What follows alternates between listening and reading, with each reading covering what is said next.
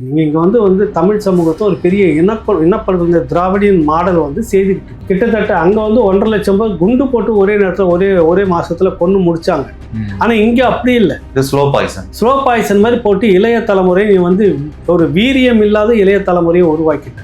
ஏன்னா அரசு விளம்பரமே அதுதான் சொல்லுது, முதலமைச்சருடைய நோக்கமே அதுதான். அந்த நோக்கத்துக்கு எதிராக பகிரங்கமாக சவால் விடுகிறார். ஒரு சமூக போராளியாவது 137 கூட பட்டா கொடுத்தது எப்படி கேன்சல் பண்ண முடியும்? அப்படி என்ன அவசியம், என்ன தேவை வந்தது? ஒருத்தர் கேட்கல. ஒரு முற்போக்குவாதியும் காணுங்க, ஒரு ஒட்டு திணைவாதிகளும் காணுங்க, ஒரு சமூக போராளிகளும் இதை பற்றி பேசலையே, முகநூலில் போடுங்க. இப்போ இவர்கள்லாம் யாருக்கு எதுக்கு இன்னைக்கு அவங்களுக்கு வர்றது நாளைக்கு உனக்கு வரும்போது குதிப்பீங்கல்ல? நீங்க கருஞ்சட்டைன்னு சொன்னதுக்கு அப்புறம் எனக்கு ஒரு கேள்வி ஞாபகம் வருது. வழக்கமா நீங்க பெரியார் மடம் தான் சொல்லுவீங்க, திடல்னு சொல்லாம பெரியார் மடம், அதுக்கு மட அதிபதி இருக்காங்க அப்படின்னு சொல்லி. உங்களுக்கு பிறகு உங்களுடைய மகன் முதலமைச்சராக வருவாங்கன்னா அறிவாலயத்தில் நாங்கள் அப்போ இருக்கிற செய்தியாளர் சந்திப்பு, இது ஒன்றும் சங்கர மடம் அல்ல அப்படின்னாரு. புரியுது இல்லை? இப்போ புதுசாக வந்தவருக்கு ரத்த உறவு சம்பந்தமே கிடையாது, வாரிசு கிடையாது, அண்ணன் தம்பிலாம் கிடையாது. ஒரு அண்ணனாகவோ அந்த குடும்பத்தில் அவருக்கு பிறகு அவர் தம்பி தான் வரணும் அப்படின்ற மாதிரி வாரிசு அரசியல் சொந்தமே இல்லை, ரத்த சொந்தமே கிடையாது. மேலே இருக்குல்ல, அதான் சொன்னால் சங்கர மடமே பரவாயில்ல. அது சம்பந்தப்பட்ட சலுகைகள், முன்பணம், திருமணத்துக்கான முன்பணம் 5 லட்சமாக உயர்த்தப்படும். எப்பவுமே இந்த தேர்தல் நெருங்கும் போது இப்படியான கடைசி இந்த 4 வருஷம் அவங்களை கதறிக்கிட்டு இருந்தாங்க அரசு ஊழியர்களாம், தெரியல? நேற்று வரைக்கும் கதறி தேர்தல் வரைக்கும் எப்பவுமே இதனுடைய யுக்தி அதுதான். தேர்தல் நெருக்கம் அப்பப்ப இந்த 4 வருஷம் தவி கொட்டு தேர்தல் அப்ப பாதியை மட்டும் செய்துட்டு மீதி அப்புறம் இடைவேளைக்கு பிறகுன்ற மாதிரி தேர்தலுக்கு பிறகு திமுகவுக்கு எதிராக ஒரு கட்சியை கொண்டு வர, திமுக ஆட்சியில் இருக்கக்கூடாதுன்றீங்க. அந்த நோக்கம் சரியானது நான் இல்லைன்னு மறுக்கவே இல்லை, வரணும் விஜய் கரெக்ட். ஆனால் நீ அடிப்படையிலே தப்பாக இருக்குதே. காசு வாங்கிட்டு போஸ்ட் போடுறீங்க, ஜாதியை பார்த்து போஸ்டிங் போடுறப்ப ரெண்டுமே கரெக்டடுக்குள்ளே வருது இல்லை? நம்ம முன்னாடியே சனிக்கிழமையே பேசியிருந்தோம். ஒரு 12 அமைப்புகள், தெலுங்கு அமைப்புகள் நாம் தமிழர் கட்சியின் தலைமை ஒருங்கிணைப்பாளர் சீமான் அவர்களை கண்டித்தும் அது என்ன தப்பு இருக்குதுன்னு தான் ஒரு கேள்வி எல்லாருமே கேட்டுட்டு இருக்கிறோம். உங்களை வாழவே கூடாது, ஆளவே கூடாதுன்னு யாரும் சொல்லவே இல்லை. அப்போ நீங்கள் உட்காந்துக்கிட்டு இந்த மண்ணில் இங்கே சாப்பிட்டுட்டு உண்ட வீட்டுக்கு ரெண்டகம் செய்கிற வேலையை இன்ன வரைக்கும் செய்துட்டு இருக்கிறீங்க. யார் தமிழர் அப்படின்லாம் பேசிட்டு இருக்கிறாங்க சில முற்போக்குவாதிகள். சீமான் இனவாதம், பக்கவாதம், அந்த வாதம் பேசிட்டு இருக்கிறாங்கல்ல. இப்போ அந்த எல்லா வாதமும் அன்றைக்கி தெரிஞ்சிருக்கும், ஒரு வாதமும் வரலையே, ஒரு ஒட்டு துணி இது தப்புன்னு வரலையே வெளியில்.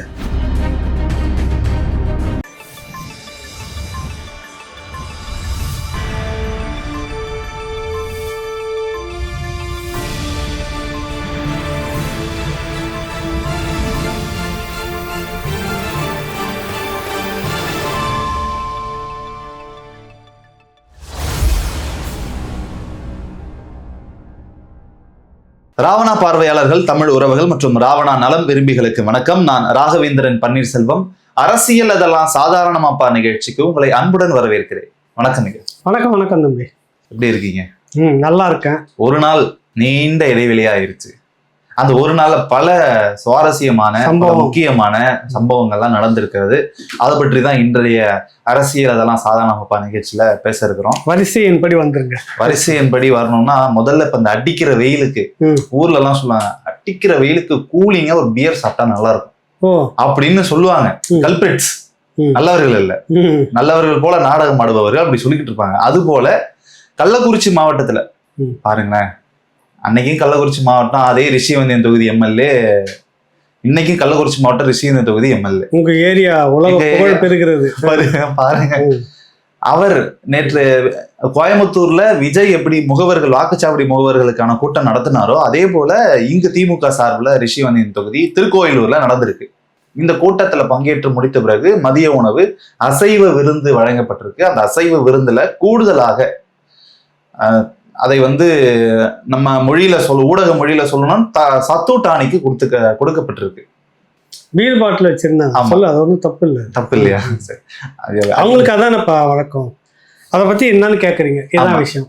அது நியாயமா? அந்த மாதிரி ஒரு கட்சி கூட்டத்துல இப்படி பண்ணலாமா? நான் இப்ப 2 விஷயம் சொல்லிடுறேன். தீர்ப்பை உங்ககிட்டே விட்டுறேன், மக்கள்கிட்டயே. சரி. அப்பா உருகி அரசு விளம்பரம் மக்கள் வரி பணத்துல எடுத்து யாரும் குடிக்காதீங்க, போதைக்கு அடிமையாகாதீங்க, ஆமா, தேட்டர்ல ஒரு தான் தந்தையாக நான் வந்து பார்த்துக்கிறேன்னு சொல்லிட்டு என் வீட்டு காசு உங்கள் வீட்டு காசு மக்களோட காசு எடுத்து வெட்டியாக விளம்பரம் கொடுத்து அதுக்கு ஒரு ஏஜென்சி அதுக்கு ஒரு கமிஷனா என்னன்னு நமக்கு தெரியாது. ஆக ஒரு அக்கறையில் விளம்பரம் வந்து கொடுத்துட்டு இருக்கிறாரு. ஒரு பக்கம் வித்தாலும் கூட ஒரு பக்கம் கொடுக்குறாரு அப்படின்றது ஏற்கிறோம். சரி, அப்பா சொல்கிறத அந்த கட்சியை சேர்ந்த புள்ளையே கேட்க மாட்டேங்குது. அப்புறம் நீங்களும் நானும் எப்படி கேட்டுருவோம்? அப்பா சொல்கிறத அப்பா கொடுக்குறாரு இல்லையா விளம்பரம், ஏக்கத்தோட உருகி உருகி கொடுக்குறாரு. ஒரு தந்தையாக இருந்து நான் சொல்றேன், இந்த மாதிரி போதை மருந்துக்கெல்லாம் அடிமையாக்காதீங்க, நாங்களே கடையை திறந்து வித்துக்கிட்டு இருப்போன்றதெல்லாம் வேற விஷயம். புரியுதில்ல? இப்படிலாம் சொல்லிட்டு இருக்கிறப்ப இங்க வந்து ரிஷிவந்தி தொகுதி எம்எல்ஏ ஒரு பேர் என்ன சொன்னீங்க? வசந்தம் கார்த்திகேயன். ஏற்கனவே அந்த ஒடுக்கப்பட்ட இடத்த மக்களுக்கு கொடுத்த அந்த இடத்த காலி பண்ணுன்னு ஒரு கொழுப்பெடுத்து தனமாக போய் ஒரு கலெக்டர்கிட்ட சொல்லி கொடுத்த பட்டா, அது ஒரிஜினல் பட்டாவை வந்து கேன்சல் பண்ணுற அளவுக்கு இந்த திராவிட மாடல் ஆட்சி இருக்குது. அது மேலிடத்துல இருக்கக்கூடிய ஸ்டாலின் வந்து கூட்டு பொலேர்னு போடுற மாதிரி வார்த்தையில போட்டு இந்த ஆட்சி அந்த மக்களுக்காக கொடுத்த 24 வருஷத்துக்கு முன்னாடி கொடுத்த ஒரு இடத்த வந்து நீ இப்படி எடுக்கலாமா, நீ அங்கே போய் வச்சுக்கிறன்னு, நீ வேற வேலை பார்த்துக்கன்னு சொல்லி கண்டிச்சிருக்கணும் முதல்ல. அப்போ அவங்க இந்த அரசு வட்டாரத்துக்கு தெரியாமல் யாரும் அதை செய்திட முடியாது. அதுவே மிக பெரும் தப்பு. ஒடுக்கப்பட்ட மக்களுக்கு மிகப்பெரிய துரோகம் செய்து தொடக்க காலத்தில் திமுகவில் இருந்ததில் அன்னை சத்தியவாணி முத்து சொன்ன ஒரு வார்த்தை, இந்த திராவிட முன்னேற்ற கழகமும் கருணாநிதியும் ஒடுக்கப்பட்ட தாழ்த்தப்பட்ட மக்களுக்கு எந்த காலத்திலையும் ஒரு நன்மையை செய்திடாது, ஒரு அதிகாரத்தை கொடுத்துடாது அப்படின்னு சொன்னது தான் இன்னைக்கு நடந்துகிட்டு இருக்கு. கரெக்டா? ஒன்று. இந்த பக்கம் அதே எம்எல்ஏ வசந்த கார்த்திகேயன் வந்திருக்கிற அந்த அந்த பூத் ஏஜென்சி மேக்சிமம் இளைஞர்கள் தான், குறைஞ்சபட்சம் இளைஞர்களாக தான் கலந்து. பார்த்த படத்தை பார்த்தோம், வீடியோ பீரை வைக்கிறன்னா நீ என்ன இந்த அரசு முதலமைச்சரை ஒரு எக்கத்தாளமாக நினைச்சுக்கிட்டு இருக்கிறியா, இல்லை முதலமைச்சர்லாம் சொல்றது அவர் விளம்பரம் பண்றது பேசுறதுலாம் வந்து இதுக்கு சமானம்னு நினைச்சிட்டீங்களா? அதான அர்த்தம். ஒரு முதலமைச்சர் விளம்பரத்தை நீ பார்க்க மாட்டியா? சட்டமன்ற உறுப்பினர் தானே நீ? ஆமா, சட்டமன்ற உறுப்பினர் தானே. செய்தி எப்படின்னு பார்த்துருப்பில்ல, உன் முதலமைச்சர் தானே, நீங்க தேர்ந்தெடுக்கிற முதலமைச்சர், உன் கட்சி தலைவர் தானே, கட்சிக்கும் தலைவர். ஒரு பக்கம் அழுது கொடுக்குற இந்த விளம்பரத்துக்கு நீ வந்து எதுவோ போச்சு அப்படின்னு சொல்லிட்டு நீ பீர் பாட்டில் வச்சு நிற்கிறன்னா எவ்வளோ கொழுப்பு உனக்கு இருந்திருக்கணும். நீ மக்களை என்னவா எடை போட்டுட்டு, இந்த சமுதாயத்தை என்னவா எடை போட்டுட்டு இருக்கிற, இல்லை இந்த ஜனநாயகம்னு ஒன்று இருக்குல்ல, இது நீ என்னவா நினைச்சுக்கிட்டு இருக்கிற? அரசு விளம்பரம்னு கொடுக்குற முதலமைச்சர் நீ எந்த அளவுக்கு நீ மதிக்கிற? இப்படி பல கேள்வி இருக்குல்ல. மக்கள் உன்னை எதால அடிச்சா தகும், எதால அடிச்சா உன்னை தகும், அதான் கேள்வியே. ஒன்று, நீ எதையாவது ஒன்று மதிச்சுக்கிறியா? அரசு விளம்பரத்தை மதிக்கிறியா? இல்லை ஒரு தார்மீக பொறுப்பு சட்டமன்ற உறுப்பினராக தான் முன்னோடியாக இருக்கணும், இளைய சமுதாயத்துக்கு எந்த விதமான கெட்ட பழக்கத்தையும் கொடுத்துடக்கூடாது அப்படின்றதுக்கு சட்டமன்ற உறுப்பினர் வேட்பாளர்ன்ற முறையில் நீங்க முன்னோடியாக இருந்திருக்கணும். அதையும் மீறுறீங்க. அப்போ ஒரு தார்மீக பொறுப்பே இல்லாத நீ ஒரு மனுஷன், உனக்கு ஒரு ஓட்டு, உனக்கு ஒரு சட்டமன்ற உறுப்பினர், உனக்கு எதால அடிக்கிறதுன்னு மக்கள் முடிவு பண்ணுவாங்களா இல்லையா? சார், இப்போ அந்த போதை பொருள் ஒழிப்பு நடவடிக்கை எடுக்கிறதுக்குன்னு ஒரு தனியாக குழு இருக்கு இல்லையா, அது இதற்கு நடவடிக்கை எடுக்க பாய் இல்லை? அதுதான் கேட்குறேன் நான். இந்த அரசு எல்லாமே கிழக்கு மேற்கா நடந்துகிட்டு இருக்குது. உங்கள் தரப்பில் எந்த தவறு செய்தாலும் அந்த சட்டம் ஒழுங்குன்றதை போய் அதுக்கு நடவடிக்கை எடுக்காது, எல்லாத்தையும் மூடி மறைக்கும். இன்னும் எது தரப்பில் செய்தால் மட்டும் பாஞ்சு ஓடி நடவடிக்கை எடுக்கின்ற மாதிரி தான் இது வரைக்கும் போயிட்டு இருக்குது. இப்போ இந்த போதைப் பொருள் தடுப்பு விழிப்புணர்வு முகாம் நடத்துறது இந்த சட்டமன்ற உறுப்பினர் கலந்துக்கிட்டு டேப்பு விட்டுவார், ஏதோ ஒரு இழவு பண்ணிட்டு வருவார், அங்கேயும் அவர் தான் நிற்பார். இந்த பக்கம் பீரை கொடுத்து இளைஞர்களை நாசமாக்கிக்கிட்டது. ஏற்கனவே ஒரு இனப்படுகொலை நடந்துகிட்டு இருக்கு. நீங்கள் இங்கே வந்து தமிழ் சமூகத்தை ஒரு பெரிய இனப்படுகொலை, இந்த திராவிடியன் மாடல் வந்து செய்துக்கிட்டு இருக்குது. கிட்டத்தட்ட அங்க 1.5 லட்சம் பேர் குண்டு போட்டு ஒரே நேரத்தில் ஒரே மாசத்துல கொண்டு முடிச்சாங்க. ஆனா இங்க அப்படி இல்லை, ஸ்லோ பாய்சன் மாதிரி போட்டு இளைய தலைமுறையை நீ வந்து ஒரு வீரியம் இல்லாத இளைய தலைமுறையை உருவாக்கிட்ட. இப்போ குடும்பத்துக்கு குடும்பம் ஏற்கனவே ஒரு திருமண நிகழ்ச்சியில வந்துட்டு போறவங்களுக்கெல்லாம் இந்த மொழி பணம் கொடுத்தவங்களுக்கு எல்லாத்துக்கும் ஒரு கொடுப்பாங்க, அந்த மாதிரி கோட்டர் கொடுத்துட்டு இருந்தது நடந்தது. இந்த கலாச்சாரம் எங்க போய் நிக்குதுன்றதை பாரு. ஒரு சட்டமன்ற உறுப்பினர் இப்படி செய்து இருக்கிறதுக்கு இந்நேரம் அவர் கட்சியை விட்டு நீக்கியிருக்கணும். அதான் முதலமைச்சர். அவர் கொடுக்குற விளம்பரத்துக்கு உண்மையிலேயே அதிகாரம் மனப்பூர்வமாக முதலமைச்சர் ஸ்டாலின் அவர்கள் இந்த விளம்பரத்தை கொடுக்குறாருன்னா உண்மையிலேயே தமிழ்நாட்டு மக்கள் மேல இளைஞர்கள் மேல ரொம்ப அக்கறை கொண்டு அவர் கொடுக்கறது உண்மையாக இருந்தால் அந்த சட்டமன்ற உறுப்பினர் இந்நேரம் கட்சி விட்டு நீக்கி இருக்கணும். இதுதான் நீ கொடுத்த. இல்லைன்னா நாடகம் ஆடுற ஸ்டாலின் அவர்கள் நாடகம் ஆடுகிறார். விளம்பரத்துக்கு ஒரு பக்கம் பேர் விளம்பரமும் கொடுத்துக்கிட்டு இளைய சமுதாயத்தை என்னுடைய சட்டமன்ற உறுப்பினர் இந்த மாதிரி அங்கங்கே நிகழ்ச்சி நடத்தி கட்சியிலேருந்து பீர் பாட்டில் வச்சு நாசமாக்கிக்கிட்டு இருக்கிறது. ஒரு இளைய தலைமுறை அழிஞ்சிட்டு போகட்டும். புரியுதுல உங்களுக்கு? இது எப்படிப்பட்ட ஒரு அபத்தமான ஒரு விஷயம். ஒரே வார்த்தையில ஒரு யோக்கியமாக மனசாட்சியுள்ள முதலமைச்சராக இருந்து நீங்கள் விளம்பரம் கொடுப்பது உண்மையாக இருந்தால் இந்த சட்டமன்ற உறுப்பினர் உடனடியாக வந்துட்டு கட்சி விட்டு நீக்கிறது இல்லாமல் நடவடிக்கை வேற எடுக்கணும் நீங்கள். ஏன்னா அரசு விளம்பரமே அதுதான் சொல்லுது, முதலமைச்சருடைய நோக்கமே அதுதான். அந்த நோக்கத்துக்கு எதிராக பகிரங்கமாக சவால் விடுகிறார் ரிஷிவந்திய தொகுதி எம்எல்ஏ. முதலமைச்சர் ஸ்டாலினுக்கு சவால் விடும் ரிஷிவந்திய தொகுதி எம்எல்ஏ வசந்தம் கார்த்திகேயன் சவால் விடுறாரு. இந்த சவாலுக்கு அவர் என்ன பண்றாரு? முதலமைச்சர் பதுங்க போறாரா, பாய போறாரு? இதான் சுருக்கமா முடிச்சுக்கிறார். இன்னொரு முக்கியமான விஷயம், நாம அன்றைக்கு பேசிய அந்த விவகாரம் கூட ஊடகங்கள்ல எங்கேயுமே பதிவாக எங்கேயுமே வரல. ராவணாவை தவிர எங்கேயும் வராது. புதிய தலைமுறை எடுத்திருக்காங்க, பாலிமர் நியூஸ், தமிழ் நியூஸ் 18 நிறைய மைக்கெல்லாம் எங்க இருக்கு. அதை சொல்லி என்கிட்ட ஒருத்தர் புலம்புனாரு, ராவணாவை தவிர வேற எங்கேயுமே இந்த செய்தி வரலங்க, நாங்க இப்படி கஷ்டப்படுறோன்றது வெளி உலகத்துக்கே தெரியாம போச்சு, அத்தனை பேரும் வந்து இந்த செய்தி அப்படியே முடக்கிட்டாங்க, நீங்க கொண்டு வந்ததுக்கு எனக்கு ரொம்ப நன்றிங்க அப்படின்ட்டு ராவணா கடமை. இல்ல, இது ஒரு சமூக பொறுப்பு இருக்கணும் எல்லாருக்கும். 137 குடும்பம்ன்றதுன்னு நினைக்கிறேன். அந்த குடும்பம்ன்றது சாதாரண விஷயம் இல்லை, அது மொத்தமும் பாதிக்கப்படுதுன்றப்ப இந்த ஊடகத்தினுடைய பார்வை அங்கே படலைன்னா அது என்ன இந்த கேள்வி இருக்குது. நம்ம அவங்கள வேணாம் திரும்ப அவங்கள வந்து விமர்சிக்கிறதா, அவங்க குறை சொல்றதா நினைக்கிறாங்க. ஒரு சமூக பார்வை இருக்கணும். ஒரு குறிப்பிட்ட அளவுக்காவது இந்த பெரிய பெரிய விஷத்தை உற்பத்தி பண்றத, கெமிக்கல் உற்பத்தி பண்ற தொழிற்சாலைகள் அதுலேருந்து வர வருமானத்தை எடுத்து குறிப்பிட்ட சதவீதம் அந்த பசுமை இதுக்காக வேண்டி செலவு பண்ணுவாங்க. அந்த தார்மீக பொறுப்பாவது நம்ம நிறைய செய்திகளை அறமா அக்கப்போர் பண்றோம். இப்படி 1-2 நியாயமான செய்தியாவது பாதிக்கப்பட்டவங்களுக்காவது போட்டு ஒரு நியாயத்தை தேடிக்கொண்டு பொறுப்பு இருக்கணும். அதை நம்ம அவங்கள சொல்லி என்ன பண்றது? அது எவ்வளவு பெரிய விடையும். அது ஒரு சட்டமன்ற, இதே வந்து அதிமுக ஆட்சி நடந்து ஒரு அதிமுக சட்டமன்ற உறுப்பினர் அந்த மாதிரி செய்திருந்தாருன்னா நெருப்பு மாதிரி பத்தின்னு எரிஞ்சிருக்கு இந்த ஊடகங்களும் இந்த கருப்பு சட்டை போராளிகளும். ஒருத்தன் வரல ரோட்டுக்கு. இந்த ஒடுக்கப்பட்ட மக்கள் நம்ம சொன்னோம், பெரியார் மாநாடு அங்கே நடக்குது, 100 மாநாடு நடக்குது. வழியில வரும்போது அந்த ஊர்ல நின்று எப்படி போராடுவாங்க பாருங்க சுயமரியாதைக்காரர்கள். ஃப்ளைட்ல போயிட்டா எப்படி பார்ப்பீங்க? அது ஒன்று இருக்குது இல்லை. இவர்களெல்லாம் இந்த சமூகத்தை இன்னும் ஏமாற்றி கொண்டிருக்கிறார்கள்ன்றது தான் நம்ம இந்த கருஞ்சட்டை தோழர்களுக்கு சொல்றோம். ஒருத்தராவது ஒரு சமூக போராளியாவது 137 கூட பட்டா கொடுத்ததையும் எப்படி கேன்சல் பண்ண முடியும்? அப்படி என்ன அவசியம், என்ன தேவை வந்தது? ஒருத்தர் கேட்கல. ஒரு முற்போக்குவாதியும் காணுமே, ஒரு ஒட்டு திணைவாதிகளும் காணுமே, ஒரு சமூக போராளிகளும் இதை பற்றி பேசலையே, முகநூலில் போடலையே. இப்போ இவர்கள்லாம் யாருக்கு எதுக்கு? இன்னைக்கு அவங்களுக்கு வர்றது நாளைக்கு உனக்கு வரும்போது குதிப்பீங்கள்ல. காலம் எல்லாத்துக்கும் ஒரு கணக்கு வச்சுன்னு இருக்கும். இன்னைக்கு அவங்களுக்கு நடக்கிறது நாளைக்கு உங்களுக்கு நடக்கும். அதுதான் விஷயமே. அது நீங்க கருஞ்சட்டைன்னு சொன்னதுக்கு அப்புறம் எனக்கு ஒரு கேள்வி ஞாபகம் வருது.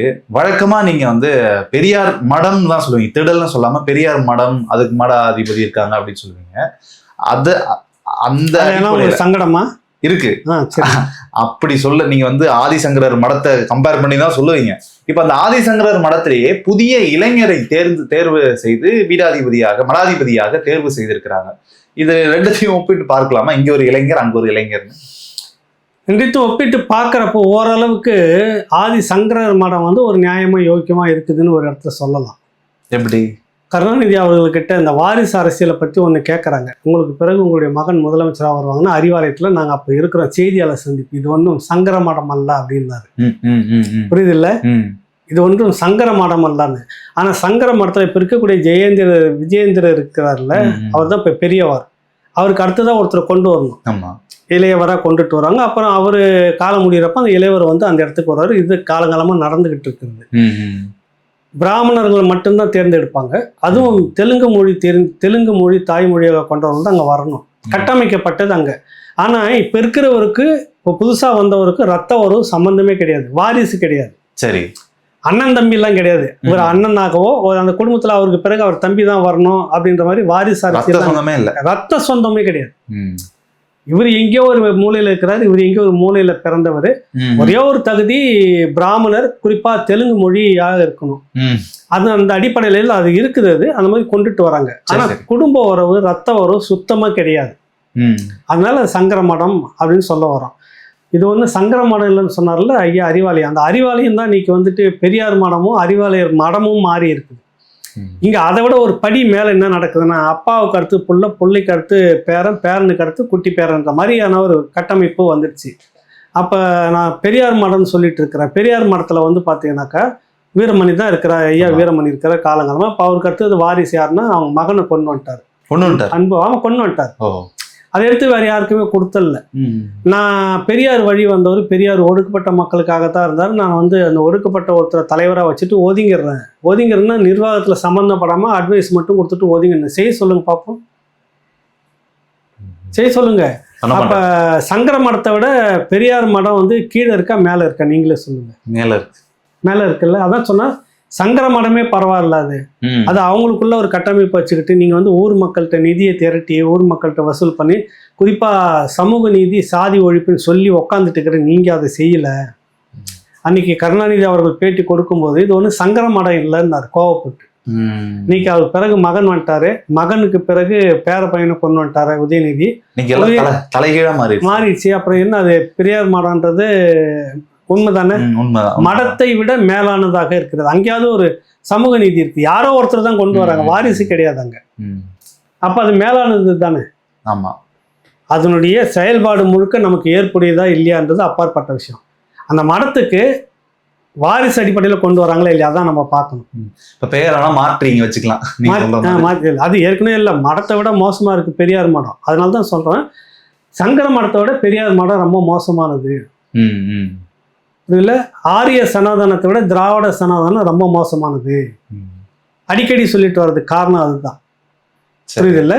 அதனால இது வந்து நியமிச்சது அது அவங்க வம்சாவழிப்படி அதை கொண்டுட்டு வராங்க. அது ஆதிசங்கரர் தோற்றுவிச்சது, அதுலேருந்து அப்படியே படிப்படியாக கொண்டுட்டு வராங்க. ஒருத்தர் முதியவர் இருக்கும்போது இளையவரை ஒருத்தர் தேர்வு பண்ணி கொண்டு வந்துருவாங்க.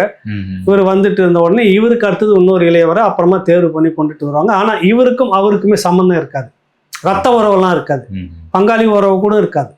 அந்த அளவுக்கு தேர்ந்தெடுத்து கொண்டு வந்து வைக்கிறாங்க. கரெக்டாக இங்கே நீங்கள் என்ன பண்ணுறீங்க? வாரிசு எங்களுக்கு அறிவாலய மாடமும் பெரியார் மாடமும் அறிவாலய மாடமும் பெரியார் மாடமும் ஒன்றா தான் இருக்குது. உங்ககிட்ட சமூக நீதியில் சாதி ஒழிப்பு இல்லை. அப்படி என்ன இருந்துச்சுன்னா வரும்போது ஒரே ஒரு உதாரணம், ரிஷிவந்தியம் தொகுதியில் நீங்கள் சொன்ன மாதிரி கள்ளக்குறிச்சி அந்த ஊர் பக்கத்தில் இறங்கி என்னப்பா அங்கே 137 குடும்பத்தை காலி பண்ணுறாங்க ஒரு எம்எல்ஏ, என்ன விஷயம்னு கேட்டுட்டு வந்திருக்கணும் யோக்கியர்கள். புரியுதில்ல? ஊரை ஏமாற்றக்கூட வேலை இதெல்லாம் வந்து சொல்லுவாங்க. சரி, அமைச்சரவை மாற்றம் ஏற்படும் நம்ம 3 நாளைக்கு முன்னாடி கூட பேசியிருந்தோம். ஊடகங்களும் அதை தான் சொல்லி கொண்டு இருந்தது. கரெக்டா இப்போ இன்றைக்கு அமைச்சர் செந்தில் பாலாஜியோடைய வழக்குல வந்து என்ன முடிவு செய்திருக்கீங்க அப்படின்னு கேட்பாங்க என்ற காரணத்தினால் அவரும் அமைச்சர் பதவியை ராஜினாமா செய்தார். அமைச்சரவை மாற்றப்பட்டிருக்கிறது. இந்த மாற்றம் வரவேற்கத்தக்கதாக இருக்கிறதா? புதிய மாற்றங்கள் எதுவும் ஒரு வரவேற்பு ஒரு இதுக்கெல்லாம் கிடையாது. அவர் இப்ப இன்னைக்கு கோர்ட்ல பதில் சொல்லணும் உச்ச நீதிமன்றத்துல. புரியுது இல்ல? அமைச்சர் பதவியா ஜாமீனான்னு கேட்டுருக்கு உச்ச நீதிமன்றம். நம்ம 2 விஷயம் ராவணாவில் கிளியரா பேசியிருந்தோம். ஒன்று அமைச்சரவை மாற்றம் இங்கே மாறுறதா இருந்தால் யார் யார் வருவாங்கன்றது சொல்லியிருந்தோம். ஒன்று வந்துட்டு ஏற்கனவே கொடுத்துருந்த முத்துசாமி கிட்டையும் தங்கம் தென்னரசுகிட்டையும் போனார். அவர்கிட்ட போகாமல் சிவசங்கருக்கு வந்திருக்குது துறை மாற்றி. யாரு? செந்தில் பாலாஜி வச்சிருந்த துறை. இன்னொரு பக்கம் பார்த்தீங்கன்னாக்கா புதுசாக ஏற்கனவே இருந்த இன்னொருத்தர் வந்து மனோ தங்கராஜ் உள்ளே வந்திருக்கிறார். 8 மாதத்துக்கு முன்னாடி எடுத்துட்டாங்க. ஒரு சர்ச்சையால் திரும்பவும் வந்துச்சு. அதை வந்து தண்ணி தெளித்து ஆசீர்வாதம் பண்ணிட்டாங்க. அவரை புனிதராக திரும்ப வந்து பதவி ஏற்றுக்கிறார். விட்டுருங்க, அது வேற விஷயம். இப்போ பதில் என்ன சொல்லணும்னா, அவர் அமைச்சர் பதவியிலேருந்து விலகிட்டாரு, அவர் வந்து போர்ட்போலியோ மாற்றிட்டு அமைச்சராக இல்லை அப்படிங்கிற பதிலை நீதிமன்றத்துக்கு தருவாங்க. இப்போ ஜாமீன் வந்து நீடிக்கும். வேற எதனா ஒரு வழக்கு போட்டு சந்தில் எதனா நுழைஞ்சு அப்புறம் திரும்ப பதவி ஏற்றுக்கிறதுக்கான வழியை பண்ணுவாங்க. அதான் நடக்கும். இல்லைன்னா இப்போ நேற்று மாலை வரை அமைச்சராக ஒரு நிகழ்ச்சியில் கலந்துக்கிறாரு. இறுதி நிகழ்ச்சி என்னது? அது அவரும் உதயநிதியும் அங்கே கலந்து மரியாதை நூற்றாண்டு நிறைவு நம்ம ஐயா கருவாட்டு சாம்பார் கூட்டமைப்பில் நடத்தினது, ஒருங்கிணைச்சி நடத்தினது. கரெக்டா? ஆமா ஆமா. அது வரைக்கும் இருந்துட்டு 1 மணி நேரம் அந்த நிகழ்ச்சியில் கலந்துட்டு 1 மணி நேரத்துக்கு பிறகு இந்த அறிவிப்பு வருது. அவர் 8:30 இந்த அறிவிப்பு வருது வந்து அவருடைய துறை வந்து மாற்றப்படுகிறது. அதுக்கு முன்னாடியே சட்டமன்றத்தில் வந்து நம்ம பேசுறப்ப சொன்னோம், அவர் வந்து தாக்கல் செய்ய வேண்டியது அவர் தாக்கல் செய்யாம இன்னொரு அமைச்சர் தாக்கல் செய்தாரு. கழிவு மருத்துவ கழிவு கொட்டிட்டு போறதுக்கான மசோதாவை செந்தில் பாலாஜி தான் தாக்கல் செய்யறதா இருந்தது. அந்த மசோதாவை வேற ஒருத்தர் பண்ணியிருக்கிறாங்கன்றது எப்ப சொன்ன அவர் அநேகமாக வித்ட்ரா பண்ணுவாங்க. இப்படி ஒரு பதில உச்ச நீதிமன்றத்துக்கு சொல்லுவாங்க. திரும்ப கோபம் மூட்டும், இந்த வார்த்தையை நான் சொல்லியிருந்தேன். உச்ச நீதிமன்றத்தோடு கோபம் மூட்டும் விஷயமாக அப்படியே பண்ணிட்டே இருந்தோம்னா நாளைக்கு எல்லா விஷயத்துக்கும் நீங்க உச்ச நீதிமன்றம் தான் போகணும்.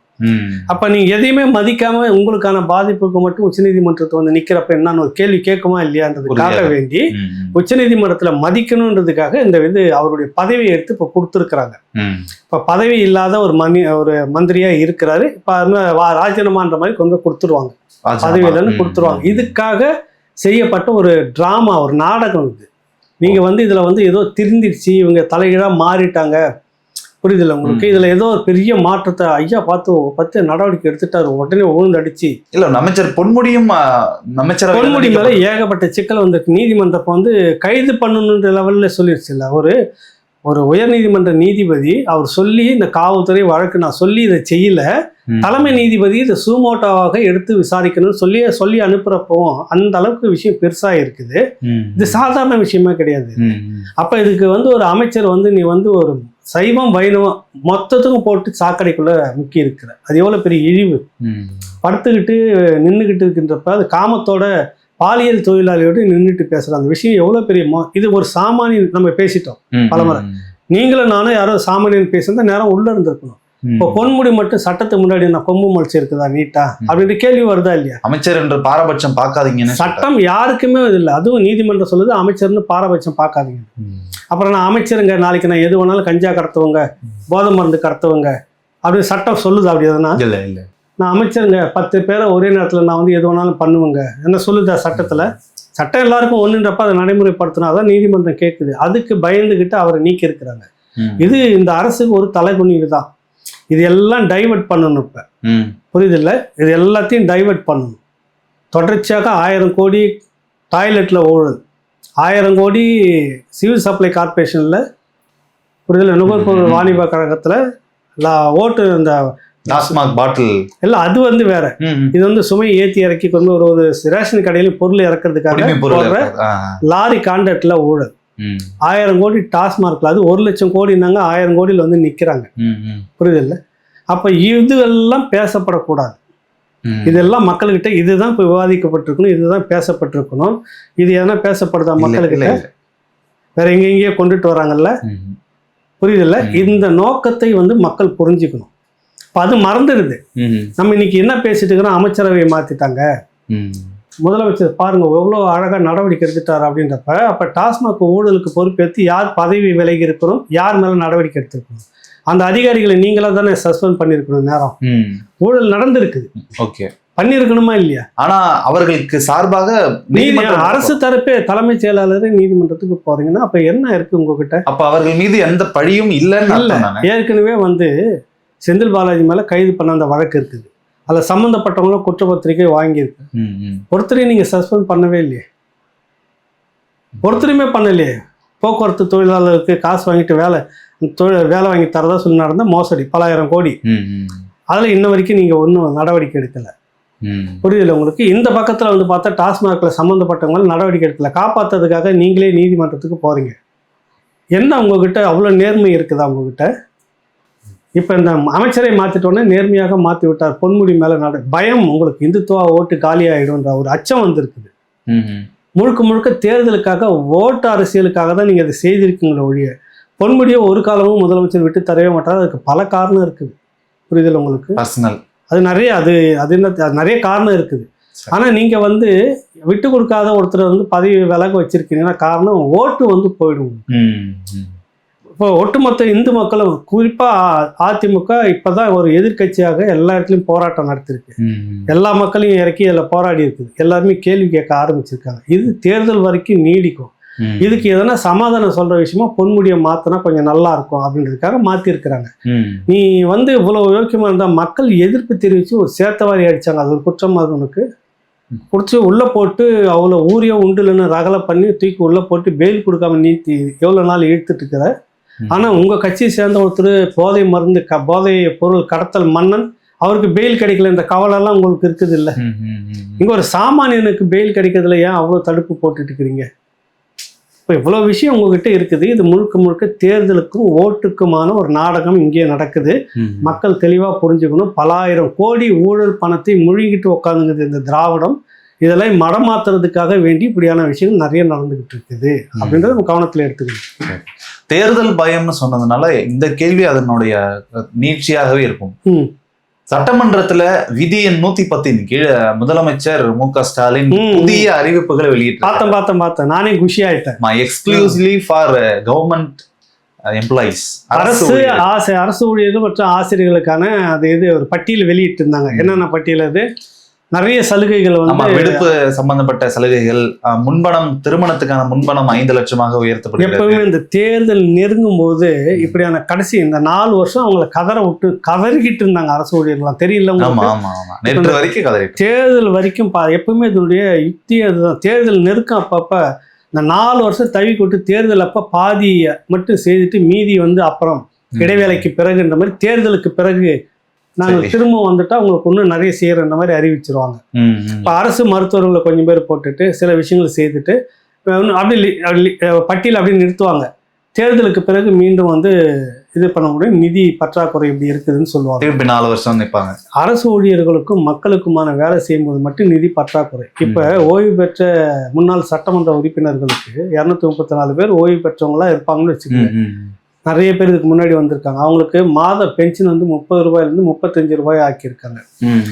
மருத்துவ செலவு அப்படின்றது 75,000 1 லட்ச ரூபா மாற்றிருக்காங்க. இதில் ஒரு 25,000 ரூபாய், அதில் ஒரு 5,000 ரூபாய், 30,000 ரூபாய் ஏற்றிருக்காங்க ஒரு பென்ஷன் தர சட்டமன்ற உறுப்பினருக்கும். நான் கேட்கறது என்னன்னா, இல்லை காந்தி காமராஜர் காலத்து கக்கன் காலத்து சட்டமன்ற உறுப்பினராக இன்னைக்கு இருக்கிறாங்களா யாராவது ஒரு சட்டமன்ற இந்த காலகட்டத்து சட்டமன்ற உறுப்பினர் ஓய்வுக்கு பிறகு கக்கனை போலவோ இல்லை மற்றவர்களை போலவோ ஒரு ஒரு ஒரு கதை ஒன்று இருக்குது. மதுரையில் ஒரு பத்திரிக்கையாளர் நம்ம அஷ்ரப்னு ஒருத்தர் எழுதியிருந்த ஒரு நூலில் அதில் இருக்குது. ஒரு எஸ்ஐ வந்து ரோட்டில் ஒருத்தர் ரொம்ப அழுக்கு உடையோட ஒரு ஏறு எடுத்துகிட்டு கலப்பை எடுத்துகிட்டு ஏதோ ஒரு கூலி வேலை செஞ்சுட்டு வந்துகிட்டே இருக்கிறாரு. இவர் போயிட்டுருக்கிறாரு. போகும்போது டக்குன்னு வண்டி நிறுத்தி அவர் நின்று பார்த்து ஒரு வணக்கம் சல்யூட், ராயல் சல்யூட் அடிச்சுட்டு, நல்லா இருக்கீங்களா ஐயா? நான் நல்லா இருக்கிறேன் தம்பி, நீங்கள் நல்லா இருக்கீங்களான்னு கேட்டு போகிறாரு. பத்திரிக்கையாளருக்கு புரியல, என்ன ஒரு சாதாரண ஆளாக வந்துட்டு இருக்கிறாரு, இறங்கி நீங்கள் வைக்கிறோன்னு. அப்பா அவர் யார் தெரியுமா? ஒரு போராட்டம் அறிவிக்கிறாங்க, அந்த போராட்டத்துக்கு வந்து முன்கூட்டியே கைதுன்னு இருக்குல்ல, அந்த மாதிரி கைது பண்ணுறதுக்காக ஒரு பேர் இருந்தது. அந்த பேர் அவர் வந்து ஒரு சட்டமன்ற உறுப்பினர் அப்படின்றது எனக்கு தெரியாது. ஆனால் இவரெல்லாம் ஏற்கனவே இந்த மாதிரி போராட்டத்தில் இருக்கிறதால முன்கூட்டியே கைது பண்ணணுன்றதுக்காக நான் வாரண்ட்டு போகிறேன். அந்த ஊருக்கு நைட்டில் போகிறேன், அதிகாலை நேரத்தில் போய் அதிகாலை நேரத்தில் வச்சுருவாங்க, கைது பண்ணி கொண்டு வந்து உட்கார வச்சுருவாங்க. அப்போ போனோம்னா அந்த ஏரியாவுக்குள்ளே போனால் ஸ்லம் ஏரியா மாதிரி இருக்குது. ஒரு குடிசை வீடு, ஒருத்தர் ரோட்டை கிராஸ் பண்ணி எதிர்க்க வந்து சிறுநீர் கழிச்சிட்டு இருக்கிறாரு. நான் வண்டியை நிறுத்திட்டு அவர் எழுந்த உடனே பெரியவர் இந்த மாதிரி ஒருத்தருடைய வீடு எங்கே இருக்குதுன்னு கேட்டால் அவர் என்ன சொல்லியிருந்தார், நம்ம கைது பண்ண வராங்க அப்படின்னு தெரிஞ்சுட்டு அது அந்த பக்கம் உள்ளே இருக்குதுங்க அப்படின்னு சொல்லிட்டு இவர் இங்கே வந்து நேராக வண்டி ஏறி எங்கன்னா போயிருக்கலாம், இல்லை வேறு எங்கன்னா பதுங்கிட்டு இருக்கலாம். நீங்கள் தேடுறாள் நான் தாங்க, என்ன விஷயம்னு கேட்டிருக்கிறாரு. ஐயா இந்த மாதிரி விஷயமா வந்திருக்குன்னா அரண்டு போயிட்டு இருந்தாங்க. ஒரு சட்டமன்ற உறுப்பினர் குடிசையில் படுத்துக்கிட்டு சிறுநீர் கழிக்க கூட பாத்ரூம் இல்லாமல் எதிர்க்க ரோட்டுக்கு வராரு. அப்போ அவருடைய அந்த விஷயம் அவரை பற்றி நான் விசாரிக்கும் ஒரு சட்டமன்ற உறுப்பினர் வந்து எளிமையாகவே வாழ்ந்து இருந்திருக்கிறாரு. இப்படிப்பட்ட மனிதரை நீ வணங்கலனாக்கா நமக்கெல்லாம் பாவம்னு சொல்லிட்டு சொல்றாரு. இப்படி எதனா இருக்கிறாங்களா இன்னைக்கு இருக்கக்கூடியவர்கள்? சொல்லுங்க நீங்களா? இல்லை, எடுத்த உடனே எனக்கு என் தொகுதியில் எவ்வளோ ப்ராஜெக்ட் வேலைன்னா எனக்கு இத்தனை பர்சன்டேஜ் வரணும்னு உட்காந்துட்டு இருக்கிறவங்கிட்ட போய் நீ அங்கே 30 ரூபாய் அவங்களுக்கு நீ ஏறுது பொருளாதாரம். அங்கே வந்து இந்த பக்கம் மக்களுக்கும் மற்றவங்களுக்குனாக்கா அரசு ஊழியர்களுக்குனாக்கா நிதி இல்லைன்றீங்க. சுடுகாடு கட்டுறதுக்கும் இந்த மாதிரியான விஷயங்களுக்கு மட்டும், ஏன்னா எலெக்ஷன் வருது இல்லை, எல்லாருக்கும் நீங்கள் வாரி கொடுக்குற மாதிரி காமிச்சாதான் போட்டு போடுவாங்க. அரசு ஊழியர்கள் அந்த மாதிரி தான் தூண்டில் புழுவை போட்டு இப்படி போட்டுட்டாங்க. எலெக்ஷன் முடிஞ்சோன்னா தூக்கி அப்படி அடிச்சு பிடிப்பாங்க, மொத்தமும் மாட்டிங்க அரசு ஊழியர்கள் ஓட்டு. புரியுது இல்லை? இது ஒரு யுக்தி. அரசு ஊழியர்கள் காலங்காலமாக ஏமாறுறது, கதறது, திரும்ப வந்து இந்த மாதிரி சலுகைகளுக்கு வந்து பேசுன்னு கை தட்டுறது, அப்புறம் ஏமாறுறது, அப்புறமா கதறது, இது வந்து நடைமுறை சுத்திக்கிட்டே தான் இருக்கு. மாறின மாதிரி தெரியல. ஒவ்வொரு 5 ஆண்டுகளுக்கு இந்த மாதிரி தான் நடந்துட்டு இருக்கு. திமுக யார் வந்தாலும் சரி அரசு ஊழியர்களை போட்டு படுத்துவாங்க. கடைசி நேரத்தில் சலுகை அடிச்சோன்னா நம்ம ஆட்கள் அரசு ஊழியர்களும் ஆசிரியர்களும் உடனே விசில் அடிச்சுட்டா இவ்வளவு சலுகை வந்திருக்குது பிரச்சாரம் பண்றதுக்குன்னு ஒரு குழுவை உருவாக்கிடுவாங்க. பேஷ் ரொம்ப நன்னா பண்றா, அந்த கடை காஃபி ரொம்ப நன்னா இருக்குன்னு சொல்லிட்டு போறாங்கல்ல, அந்த மாதிரி சொல்றதுக்குன்னே ஒரு குழு உருவாயிடுவாங்க அந்த டீம்ல. அப்படியே ஓட்ட அறுவடை பண்ணிட்டு பழைய ஓய்வூதிய திட்டத்தை அது பற்றி ஒரு குழு அமைத்து அறிக்கையை செப்டம்பருக்குள்ள தாக்கல் செய்ய சொல்லி, அது மட்டும் வந்து நாமன்னு வச்சுக்கலாம். நம்ம புரியல, செப்டம்பருக்குள்ள வந்துடுச்சுன்னா அடுத்து எலெக்ஷனுக்கு 6 மாதம் இல்லை, அதுதான் அந்த நேரத்தில் வந்துடுச்சு நாங்கள் அறிவிக்க போறோம் அப்படின்னு சொல்லிட்டோன்னு எப்படியும் அறிவிச்சிருந்து ஓட்டு போட்டுருவோம் நம்ம. புரியுதுல்ல? இப்போ உங்களுக்கு வந்துட்டு ஸ்டெர்லைட்டு துப்பாக்கி சூடு நாங்கள் வந்த உடனே இந்த மாதிரி விசாரிச்சு தண்டிப்போம்னு சொன்னாங்களா இல்லையா? சொன்னாங்களா இல்லையா? அதே மாதிரி வந்த உடனே அருணா கமிஷன் போட்டாங்களா? அருணா ஜெகதீசன் நீதியரசர் போட்டாங்க. தீர்ப்பு அவங்க அறிக்கையும் கொடுத்துட்டாங்க. 27 அதிகாரிகள் மேல நடவடிக்கை. யாராவது ஒருத்தர் மேல நடவடிக்கை எடுத்திருக்கீங்களா? அதான் அன்னைக்கே சொன்னாங்க சார், நடவடிக்கை எடுத்தாச்சு. என்ன நடவடிக்கை? எல்லாத்தையும் ப்ரொமோஷன் தானே கொடுத்தீங்க. அதுக்கு பேர் தான் கமிஷன் பேர். புரியுதுல? கமிஷன் அப்படிதான் மதிக்கும். கமிஷன் சொன்னது செய்து இருக்குதா? அதனால அந்த ஓய்வூதியத்துக்காக ஒரு கமிஷன் அமைக்கப்படும் சொன்னாவே அதோட முடிஞ்சதுக்கு அதென்ன அர்த்தம்? அது அரசு ஊழியர் புரிஞ்சுக்கிட்டா, தெளிவா புரிஞ்சுக்கிட்டாங்கன்னாக்கா எதிர்காலம் நல்லா இருக்குன்னு சொல்ல வரோம். சரி, பார்ப்போம். நம்ம நடிகர் விஜய் கோயம்புத்தூர்ல 2 நாள்களாக முகவர்கள் கூட்டம் நடத்தி கொண்டிருக்கிறார். அந்த நேரத்துல மேடையில ஒரு விஷயத்த நேற்று பேசும்பொழுது, நாம் ஆட்சிக்கு வந்தால், நம்மளுடைய கட்சி கழகம் ஆட்சிக்கு வரும் பட்சத்துல ஊழலே இருக்காது, ஊழல் செய்தவர்களும் இருக்க மாட்டார்கள் அப்படின்ற வார்த்தையை சொல்லி, சிறுவாணி தண்ணீரை போல ஒரு தூய்மையான ஒரு ஆட்சியை நம்ம செய்வோம் அப்படின்றத சொல்லியிருக்கிறார். அந்த சிறுவாணி தண்ணியே இன்னைக்கு என்ன பாடுபடுது, சிறுவாணி ஆறு அப்படின்றத அவர் பார்க்கலாம் அங்க போயிட்டு. சரி, புரியுது இல்ல? ஸ்கிரிப்ட் கொடுத்துருக்காங்க. சிறுவாணி அந்த பகுதி மக்கள் அந்த பகுதி ஆத்த பெருமையா பேசுறப்ப ஒரு ஒரு உணர்வு ஒட்டு இல்ல, அதுக்காக அது பேசணும். செங்கல்பட்டுல பேசியிருந்தா பாலாறுன்னு சொல்லியிருப்பாரு. அந்த மாதிரி அந்த இடத்துக்கு ஏற்ற மாதிரி மதுரைக்கு போயிருந்தாருன்னா வைகை ஆத்து தண்ணி மாதிரி அப்படின்ற மாதிரி பேசுவாரு. அதனால இது ஒரு யுத்தி. சரி, நான் கேட்கிறேன், மாவட்ட அளவுல மாவட்ட தலைவர்களை நியமிப்பதற்கு பணம் வாங்கினார் அப்படின்னு சொல்லிட்டு பணம் கேட்டாரு, இத்தனை லட்சம் அப்படின்னு பேசி வந்ததா இல்லையா? வந்தது வெளிப்படையா வந்ததா இல்லையா? சாதியை பார்த்து பதவி கொடுக்குறாங்க, சாதி பார்த்தும் பதவி கொடுக்குறாங்கன்றப்ப இந்த ரெண்டுமே கரெக்டடா இல்லையா? முதல்ல சொல்லுங்க. கரெக்டா. அப்புறம் நான் இது இல்லாம ஆட்சி கொடுப்பேன்னு எப்படி கொடுப்பீங்க? இப்போ நான் 50 லட்ச ரூபா கொடுத்து மாவட்ட செயலாளர் பதவியை வாங்குறேன். இந்த 50 லட்ச ரூபா நான் எங்கே எடுப்பேன் ராகவ்? சொல்லுங்களேன். நான் தானமாக போட்டுறதுக்கு நான் மரத்தில் பறிச்சுட்டு வந்து வைக்கிறேன். நான் கூட சின்ன வயசில் பணம் காய்க்கிறதுக்குன்னு செடியெல்லாம் நட்டேன். அது நம்ம இதில் பாலாவனுடைய கார்ட்டூனிஸ்ட் பாலாவனுடைய லைன்ஸ் மீடியாவில் ஒரு நீண்ட பேட்டி கொடுத்துருக்கேன். அதில் அந்த சின்ன வயசு அனுபவத்தை சொல்லியிருக்கிறேன். எங்கள் மாமா ஒருத்தர் வர்றப்ப சமயத்தில் 25 காசு கொடுப்பாரு. எப்பயாவது 10 பைசா 5 பைசா கொடுத்தப்ப அது எனக்கு வேணாம், பிஞ்சி காசு அப்படின்னு. அதுக்கு அவர் சொல்லுவார், இன்னும் முத்தலடா, முத்தனோடனே பெருசுன்னு வந்து கொடுக்குறேன் அப்படின்னு. கண்ணன் மாமான்னு இருப்பார் எங்கள் மாமா, ஆறுமுகம் மாமான்னு இருப்பாங்க 2 பேரும். அப்போ சொல்கிறப்ப நான் நினச்சேன், சரி எங்கேயோ உண்மையிலே பணம் விலையை வச்சு எடுத்துன்னு வர போலன்ட்டு எனக்கு கிடைச்ச காசெல்லாம் திருச்சி மிலிட்ரி கேம்ப்ல இருக்கப்ப பெரிய தோட்டம் பின்னாடி, அங்கே போட்டு வச்சு டெய்லி தண்ணி ஊற்றிக்கிட்டு இருந்தேன். அது ஒரு கதை பேசுவோம். சரி, இந்த மாதிரி இந்த மதுரை இப்போ உங்கள் கட்சியினுடைய மாவட்ட செயலாளர்களுக்கு எங்க மரத்துலேருந்து பறிச்சுட்டு கொடுக்குறாங்களா 50 லட்ச ரூபா? இல்லை உண்மையிலேயே இந்த மக்கள் நல்லா இருக்கட்டும்னு அரசியல் செய்யறதுக்குன்னு 50 லட்ச ரூபா கொடுத்து உட்காரால நீங்கள் பார்த்துருக்கீங்களா? மக்கள் சேவை செய்யறதுக்கு தான் சார் அரசியலுக்கு போகிறோம். அப்போ மக்கள் சேவை செய்யறதுக்கு நீ ஏன் பணம் கொடுக்கணும்? ஏன் பணம் தரணும்? என்கிட்ட இருக்க பணத்தெல்லாம் செலவு பண்ணி மக்களுக்கு சேவை செய்கிறேன். சேவை செய்துட்டு நீங்கள் எப்படி இருப்பீங்க சொல்லுங்கள், எனக்கு பதில் சொல்லுங்கள். நீ போட்ட காசு எடுக்கணும், 50 லட்சத்தை கொடுத்துட்டு நீ 5 கோடி அடிக்கணும் பின்னாடி, அதான அர்த்தம். அப்புறம் இது எப்படி கரெக்டட் இல்லாமல் நேர்மையாக வாங்கிட்ட போகிறப்ப சாதியை பார்த்து நீ மாவட்ட செயலாளர் போடுற மாதிரி சர்ச்சை வந்திருக்குது.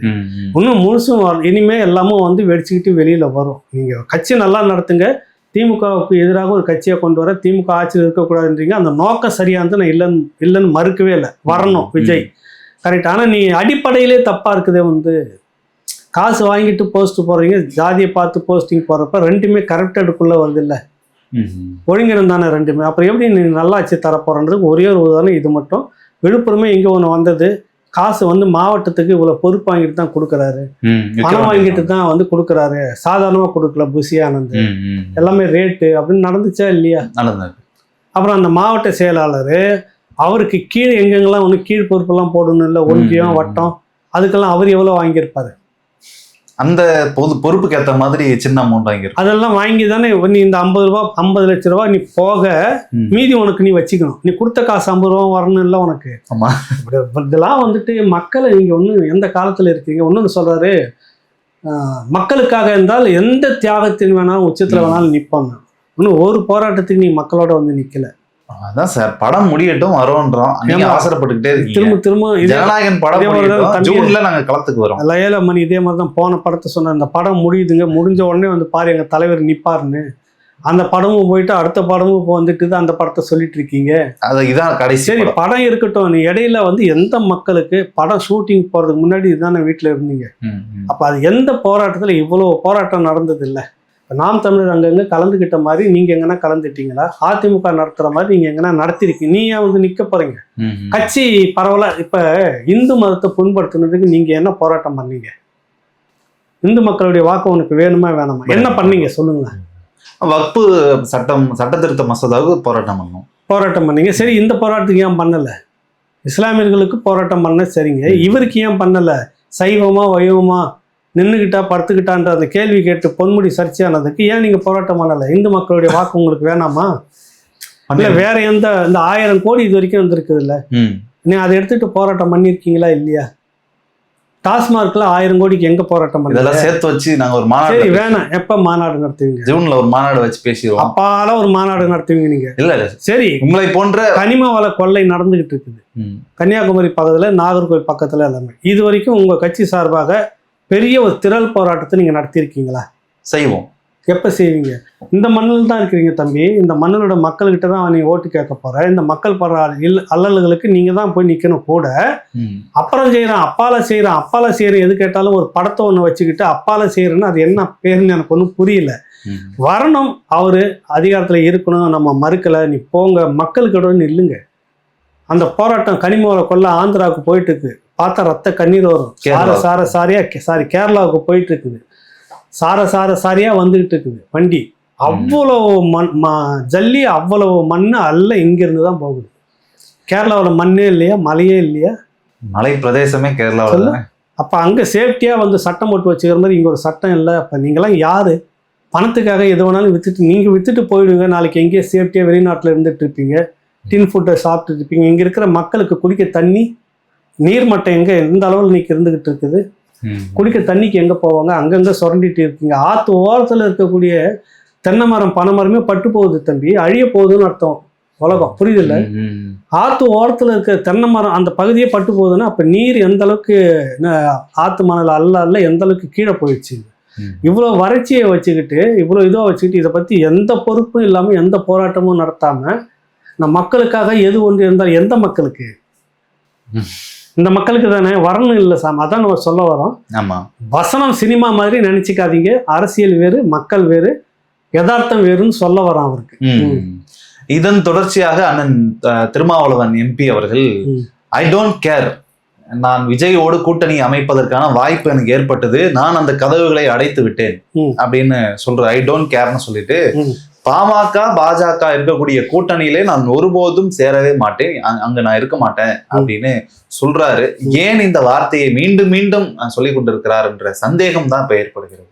அதான் நானும் கேட்கிறேன், ஏன் அவர் திரும்ப சொல்லிட்டே இருக்கிறாரு? அவர் எனக்கு தெரியல. அவர் திமுகவை விட்டு நான் வெளியே ஏற மாட்டேன் அப்படின்றதையும் சொல்றாரு. அப்புறம் என்ன உங்களுக்கு சந்தேகம் வருது? செய்தியாளர்கள் கேட்கிற கேள்விக்கு பதில் திருப்பி அப்படியே சொல்றாரு. நீங்க அந்த காலத்துல இருந்தே சொல்லிட்டீங்க, பாமக பாஜக 2 இருக்கிறதுல நாங்க இருக்க மாட்டோம்னு சொல்லிட்டீங்க. இல்லாத இடப்ப திமுகவில் பாமக இல்லை, பாஜகவும் இல்லை, நீங்க அங்கதான் இருக்க போறீங்க, முடிஞ்சு போச்சு. என்ன உங்களுக்கு சந்தேகம் வருது? உங்களுக்கே சந்தேகமா? அதுல இல்ல, சட்டமன்றத்துல ஐயா ஜி.கே. மணி அவர்கள் கலைஞர் பல்கலைக்கழகம் வேண்டும்ட்டு முதல் குரலா கொடுக்கிறாரு. இது ஊடகங்கள்ல கூட பாமக திமுக கூட்டணி ஏற்பட போகிறதோ என்ற ஒரு பேச்சு அடிபட்டதுக்கு பிறகுதான் இந்த குரல் வருது. ஒரு அதுதான் என்னன்னா, நாங்க நம்பிக்கிட்டே ஒரு கட்சியே நம்பிக்கிட்டு இல்லை, ஆனாலும் நாங்க அங்கதான் இருப்போம். இந்த பக்கம் இப்படி இருக்குது, ஆனாலும் நாங்க இப்படிதான் இருப்போம், அறிவாலயத்தில் தான் இருப்போம். அதிமுக பாஜக இருக்கிற இடத்துல இருக்க மாட்டோம், ஆனாலும் நாங்க திமுகவோட தான் கூட்டணி இருப்போம், எங்களை யாரும் உடைக்க முடியாது, இப்படிதான் சொல்லிட்டு இருக்கிறாரு. இதுல ஒரு யதார்த்தம் என்னன்னா, ஜி.கே. மணி இப்ப திமுக கிட்ட ஒரு சுமூகமாக இருக்கிறார். அது பாட்டாளி மக்கள் கட்சிக்காகவா, பெரியவருடைய ஒப்புதலா ஏதோ நடக்குதா, ஒருவேளை அங்க வந்துருச்சுன்னா என்ன அப்படின்றது சொல்றதுக்காகத்தான். எனக்கு விஜய் தரப்புலையும் கதவுகள் எனக்கு இருந்தது, நானா தான் அந்த கதவை அடைச்சிட்டேன்றாரு. சரி, இதெல்லாம் சொல்ல வர்றாரு. என்ன சொல்ல வர்றாருன்னா, ஒருவேளை நீங்க பாமக கூட எடுத்துக்கிட்டீங்கன்னா திரும்ப நான் அந்த பக்கம் கதவை தட்டி அங்க போயிடுவான்னு அர்த்தம். ஓஹோ, புரியுதுல்ல? எச்சரிக்கைப்படுற. அதுதான் இது ஒரு மறைமுகமான, அதாவது பக்கத்து இலைக்கு பாயாசம் ஊத்துன்ற கதை தான் அது. நான் உனக்கு விசுவாசமா இருக்கிறேன், எனக்கு உண்டானது நீ செய் அப்படின்றத வெளியே சொல்லக்கூடிய ஒரு யுக்தி இது. அப்படி இல்லைன்னா எனக்கு ஒண்ணும் இல்லை, திரும்ப கதவை தட்டி விஜய் கூட சேர போறேன். ஓஹோ, வேணாம் நான் சொல்ல போறாங்க. அதுக்காக தான் இது மீண்டும் பதிவு பண்றேன். கட்டாயம் விஜய்க்குன்னு ஒரு பெரிய இது இருக்குது. இந்த கூட்டம் அந்த கோயம்புத்தூர் கூட்டம் கூட்டத்தையும் பார்த்திருப்பாரு. இல்ல அந்த கூட்டத்துக்குன்னு இல்ல, அவருக்குன்னு ஒரு அரசியல் இருக்குது. அந்த அரசியல் கூட போய் சேர்ந்துட்டா போச்சு, என்ன போகுது? சட்டமன்ற உறுப்பினர் மட்டும் கிடைக்குமா கிடைக்காதுன்னு ஒரு சந்தேகம் இருக்கும். போகட்டும், நான் எம்பியா இருக்கிறேன்ல. புரியுதுல உங்களுக்கு? பொதுவாகவே வந்துட்டு அவர் கிடைக்க அந்த மக்களுடைய வாக்குகளை வாங்கி திமுக கொடுத்தது இவரு. இப்போ இவருக்கு உண்டான மரியாதையை அவங்க செய்யணுமா இல்லையான்றது இப்போ இருக்கக்கூடிய கேள்வி. இந்த கேள்வியில எங்கன்னா வந்து தொங்கல் வந்துருமோன்ற ஒரு அச்ச உணர்வு அவருக்குள்ள இருந்துகிட்டு இருக்குது. அதனுடைய வெளிப்பாடு தான் எனக்கு அடுத்த ஆப்ஷன்லாம் இல்லாம நான் இல்லை அப்படிலாம் சில பேர் எழுதிக்கிட்டு இருக்காங்க அப்படின்னு ஒரு வார்த்தை வருது. சரி, அப்ப அடுத்த ஆப்ஷன் என்ன? பாஜக இருக்கிற கூட்டணி அதிமுக இல்லை, பாமக ஒருவேளை திமுக வந்துச்சுன்னா அங்கேயும் நான் இல்லை, அப்புறம் என்ன பண்ணுவீங்க? விஜய் தான் இருக்குது, அதுதான் அடுத்த ஆப்ஷன். மறைமுகமா வரமாட்டாரு. ஆமா, அங்க வரமாட்டாரு. அடுத்த ஆப்ஷன் எங்கன்னாக்கா விஜய். அதை தான் அவர் சொல்ல வராரு. மறைமுகமாக நான் விஜய் கதவை தட்டினாரு, ஆனால் நான் சாத்திட்டேன்னு இங்க உணர்த்துறாரு திமுகவுக்கு. அது அது அது ஒன்றும் சொன்னா காமெடியா இருக்கும். ஜப்பான்ல கூப்பிட்டாங்கோ, அங்க கூப்பிட்டாங்கோ அப்படின்ற மாதிரி இவர் பேசிட்டு இருக்கிறாரு. அது ஏன் அப்படி பேசுறாரு, அது எதனுடைய வெளிப்பாடுன்னு தெரியல. அது எப்படி இருந்தாலும் ஒரு விஷயத்த மறுக்க முடியாது. அவரு திமுக இன்னைக்கு நாற்காலியில் இருப்பதற்கு காரணமே திருமாவளவன் தான் உண்மையிலேயே. அது நினைச்சாவது அவங்க வந்து கம்பீரமான ஒரு தொகுதிகளை கொடுத்தாங்கன்னா நல்லா இருக்கும். இல்லைன்னா அது என்னவா ஆகும்னு நம்ம கடைசியா பார்ப்போம். அவர் சொல்லிட்டு இருக்கிற நோக்கத்தை நான் சொன்னேன், மற்றபடி அவர் கொச்சப்படுத்தணுன்ற நோக்கம் இல்லை. இல்லை, அந்த வார்த்தை அவரு முகநூல்ல நேரலை வந்து சொன்னதை கேட்டிருப்பீங்கன்னு நினைக்கிறேன். திமுகவை தவிர்த்தால் விசிகாவுக்கு வேறு வழியே இல்லை என்பது போல இவர்களாக கட்டமைத்துக் கொண்டிருக்கிறார்கள் அப்படின்னு. அது கூட யார சொல்றாரு? வெளியில இருக்கிற நம்மள மாதிரி ஆட்களை சொல்றாங்க. நாங்க இல்ல அப்படின்னு சில பேர் என்னக்கா இந்த மாதிரி தமிழ் தேசியன்னு பேசிட்டு இருக்கிற சில பேர்ன்ற மாதிரி சொல்றாரு. அவராக தான் சொல்றாரு, நான் எதிர்பார்த்துக்கிட்டு இல்லைன்றாரு. அப்புறம் என்ன பண்ணுவீங்க அப்படின்னு கேட்டாக்கா பாஜக இருக்க பக்கம் போக மாட்டேன்றாரு. அங்க அதிமுகவும் இல்லை சொல்லிட்டீங்க. அதை ஒட்டி நம்ம கேள்வி கேட்டாக்க பதில் இவ்வளவு வருது இல்ல. ஒருவேளை குளத்தூர் ஜி.கே. மணி பேசிட்டு இருக்கிறத ஒட்டி திமுக கூட போயிடுச்சுன்னா பாமக என்ன அப்படின்ற கேள்வி வருதா இல்லையா? வெளியே வந்துடும். அப்ப என்ன பண்ணுவீங்க? வெளியே வந்துட்டு என்ன பண்ணுவீங்க? அவன் முன்னாடி சொன்னீங்க அந்த விஜய் கதவை சாத்திட்டோம் அப்படின்னா தட்டி திறந்துருவோம். அதான் அர்த்தம், வேற ஒண்ணும் இல்லை.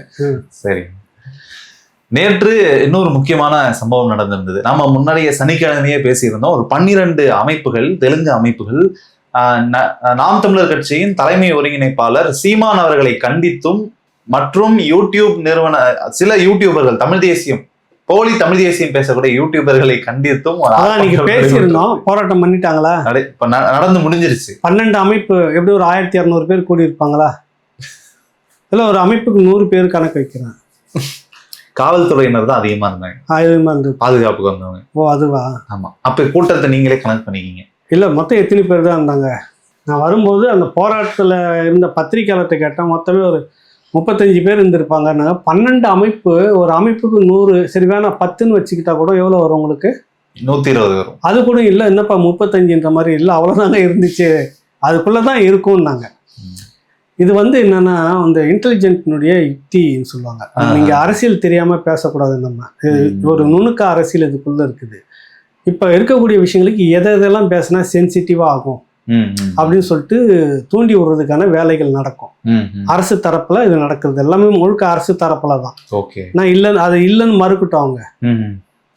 அரசு தரப்பு நீ எப்படி அப்புறம் அனுமதி, மற்றதுக்கெல்லாம் அனுமதி கொடுக்க மாட்டேங்குது. இது ஒரு கம்யூனல் கிளாஸ் மாதிரி ஒரு இன பிரச்சனைக்காக வெளிப்படையா அவங்க வர்றாங்க.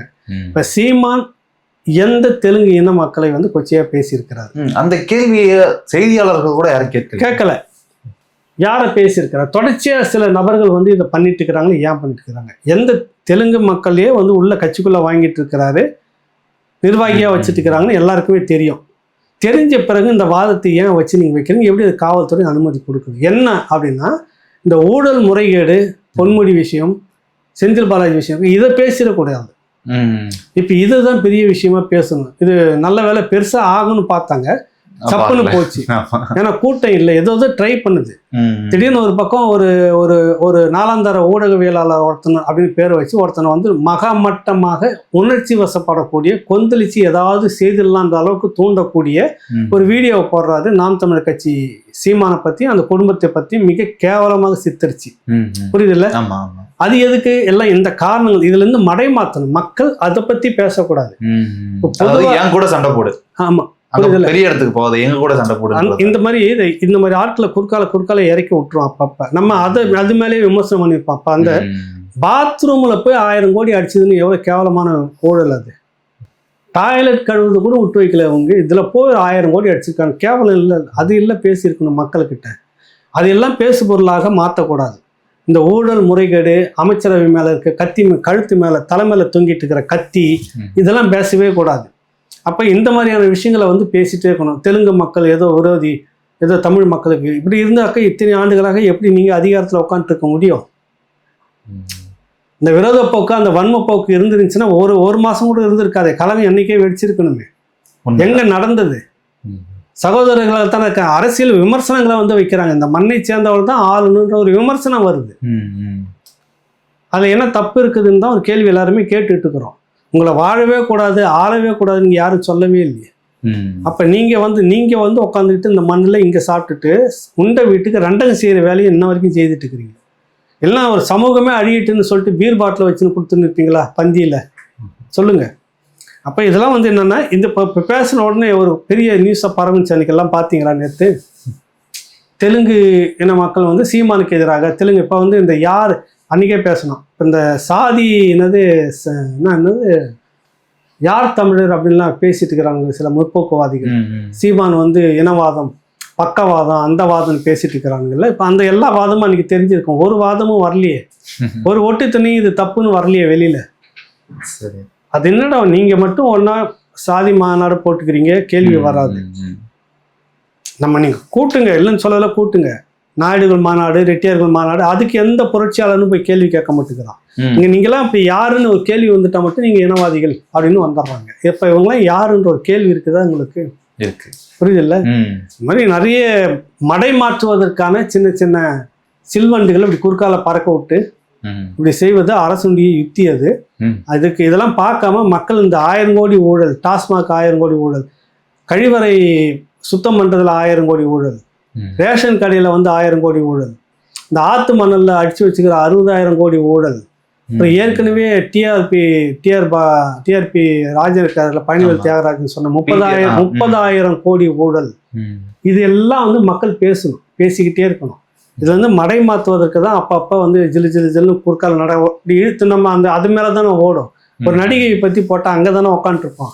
சரி, என்னாச்சு ஏதாச்சுன்னு இந்த விஷயத்த பேசுமா? என் வீட்டுக்கு பணம், நம்ம பணம் கொள்ளடிக்கப்பட்டது எப்பனா பேசியிருக்கிறோமா?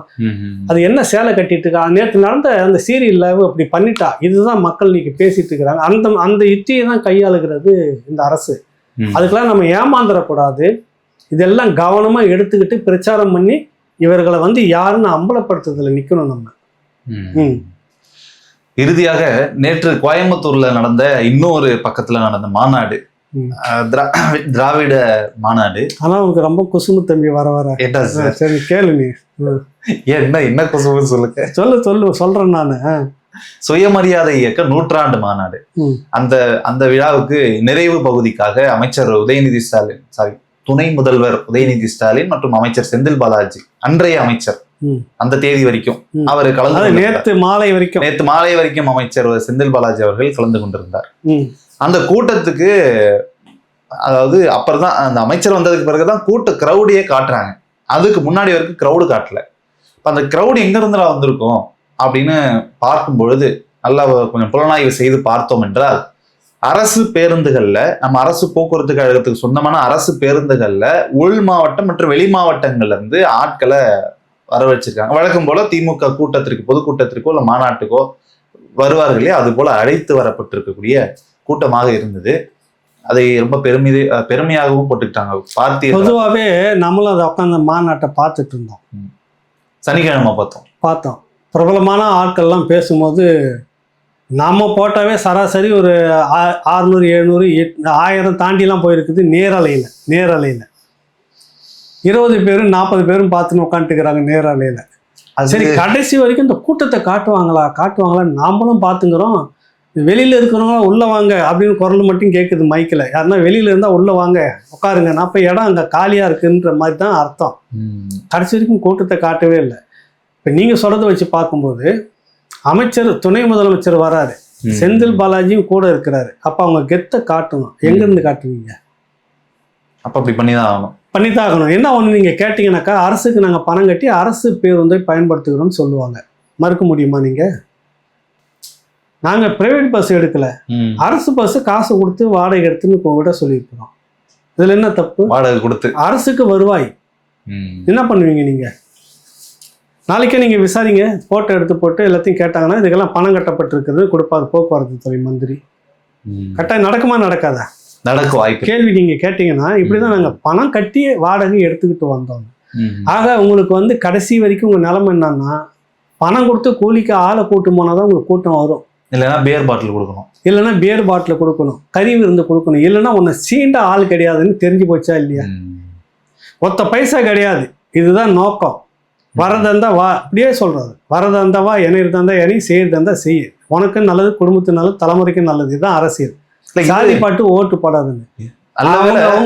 எங்க அதாவது எங்க காலத்துல, எங்களுடைய இந்த காலத்துல, இந்த நவீன யுகத்திலையும் இப்படி தைரியமாக மேடையில சொல்லி குடும்பமாக வந்து கூட்டத்துல கலந்துகிற கட்சியை நாங்க பார்த்தது நாம் தமிழர் கட்சி தான். நான் உண்மையா ஒத்த பைசா கிடையாது, அவங்களாதான் வராங்க எல்லாரும் சேர்ந்துக்கிட்டு. புரியுது இல்ல? அவர்களா பணத்தை மாவட்டத்தில் இருக்கிறவங்களும் அவங்களே வந்து நிதியை திரட்டி வந்து சேர்ற கூட்டம்.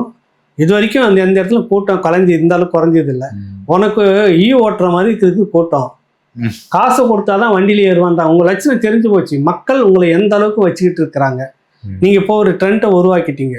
உங்களுக்கு பெரிய நிகழ்ச்சி நடக்குன்னா ஒரு 100 வாழைக்கோலையை கட்டிடுறது, இந்த பக்கம் ஒரு 100 வேற ஏதாவது தொங்க விட்டுறது, அரசு நிகழ்ச்சி நடந்து எல்லாம் பெருசா வச்சு வரப்போ மக்கள் அதுக்காக வருது. சேர் வந்து வச்சுட்டு போகுது. சேரும் போனா போதும், வாழைக்கோலை இது அதுன்னு எல்லாம் போறப்ப சீர் எடுத்துட்டு போற மாதிரி போறாங்க. அந்த அளவுக்கு வந்துருச்சு. உங்க நிலைமை அந்த மாதிரி வந்திருக்குன்ற இறுதி கட்டத்துல நீங்க இருக்கிறீங்கன்றது எப்பயாவது நினைச்சுக்குங்க. மக்கள் உங்களுக்கு திரண்டு வரணும். அது ஒரு காலம். திமுக கூட்டம்னா எங்கெங்க இருந்தோ வந்து தேர்றது. நாங்களாம் வந்து 80 பிற்பகுதியில் 90 கிட்டலாம் பார்த்தீங்கன்னாக்கா, டி ராஜேந்திரோட கூட்டத்துக்கு எங்கள் ஊரில் 27 கிலோமீட்டர் இருந்து போயிட்டு வரும்போது பேருந்து இல்லாமல் நடந்து வந்த கதைலாம் இருக்குது. சைக்கிளில் போவோம். அன்னைக்கு வைகோ வராருன்னா சைக்கிளில் போய் பார்த்துருக்கோம். சென்னைக்கு வந்த பிற்பாடு கூட சுற்றுன்னு பின்னாடி சுற்றி இருக்கிறோம். அது ஒரு காலகட்டம். இன்னைக்கு எல்லாம் போலிகள், எல்லாம் சுயநலவாதிகள். எந்த வாரிசு அரசியலை எதிர்த்து வைகோ வந்து புரட்சி முழக்கம் விட்டு 5 பேர் அவருக்காக தீக்குளிச்சு இறந்தாங்களோ, இன்னைக்கு அதே வாரிசு அரசியல் அவர் கட்சியில் கொண்டு வந்துட்டு, எந்த திமுகவை குழி தோண்டி புதைப்பன்னு சொன்னாரோ அந்த திமுக மடியில் உட்காந்துக்கிறார் தொடச்சி விட்டுக்கிட்டு. கிளீனிங் வாஷ், அது என்ன சொல்றது, வாஷ்மேனா, ஒரு வாஷிங் மிஷினா, அதான் தூய்மை பணியாளரை தொடச்சி விட்டுன்னு உட்காந்துக்கிறார். எந்த அளவுக்கு அப்போ இதெல்லாம் தெரியுது மக்கள். நேற்று நீ அவனை நம்பி வந்தது வீணா போச்சுன்னு தெரியுது ஒவ்வொருத்தருக்கிட்டையும். அதனால இன்னைக்கு அவங்க யாருக்கும் வந்து ஒரு இன்ட்ரெஸ்ட் காட்டுறதில்லை. இவங்கெல்லாம் நமக்காக இருக்கிறவர்கள் அப்படின்லாம் கிடையாது. நீ பக்கா பணத்துக்கும் பதவிக்கும் அரசியல் பண்ற, காசு எனக்கு துட்டி எண்ணி வை, நான் வண்டியில் எத்தனை பேரை கூட்டுன்னு வரேன். நிர்வாகி சொல்றான், பொறுப்பாளர், காசு துட்டு இல்லாம நான் வண்டியை கூட்டு வந்துடுவோம்னா நடக்குது. எங்க ஊர்லயே ஊர்ல இருந்து வரும்போதே வண்டியில பகிரங்கமா இத்தனை பெட்டி மது பாட்டில் கூடவே வச்சாதான் வரன்ற மாதிரியும் வருது. அந்த அளவுக்கு நீங்க மாத்திட்டீங்க இந்த தலைமுறையை. பிரியாணி பொட்டலமும் ஒரு வீரன், உங்களை ஒரு வீரனும் கூட அனுப்பணும் சரக்கு. அந்த அளவுக்கு வந்தது. அப்புறம் அரசு பேருந்துல காசு கொடுத்தா கூட்டுன்னு வருவாங்க. வேற என்ன இது ஊரறிஞ்ச விஷயம்? உங்களுக்கு என்ன புதுசா சொல்ல வரீங்க? சொல்லுங்க. இப்ப ஒரே ஒரு விஷயத்த சொல்லி முடிச்சிடறேன். நீங்க இந்த பிரச்சார கூட்டம், திமுக கூட்டம்லாம் பாருங்க. இப்படி சொல்றதுக்காக அந்த மக்கள்லாம் கொழிச்சுக்க விடும். நானும் அந்த இடத்துல இருந்து தான் நாமளும் வந்திருக்கோம். ரொம்ப உழைக்கும் வர்க்க மக்கள் தான் கொடி உடிச்சிட்டு கோஷம் போட்டுட்டு நிற்கிறாங்க.